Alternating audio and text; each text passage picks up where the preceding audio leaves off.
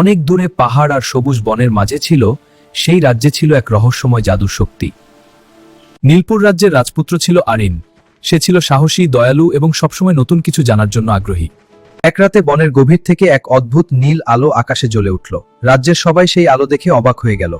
সাহসী রাজকুমার আরিন সেই রহস্যের খোঁজে একা বনের পথে যাত্রা শুরু করল।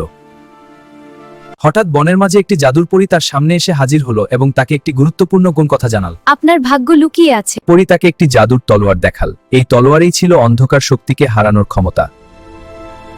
ঠিক তখনই হাজির হলো এক ভয়ঙ্কর অন্ধকার জাদুকর, যে পুরো রাজ্য দখল করতে চেয়েছিল। কে তুমি? রাজকুমার আরিন সাহস করে জাদুকরের সাথে যুদ্ধ শুরু করল। হঠাৎ তলোয়ার থেকে বের হলো এক বিশাল নীল আলো, যা অন্ধকার শক্তিকে দুর্বল করে দিল। অবশেষে জাদুকর পরাজিত হয়ে অদৃশ্য হয়ে গেল। রাজ্যের মানুষ আনন্দে উৎসব শুরু করলো এবং রাজকুমার আরিনকে বীর হিসেবে স্বাগত জানালো।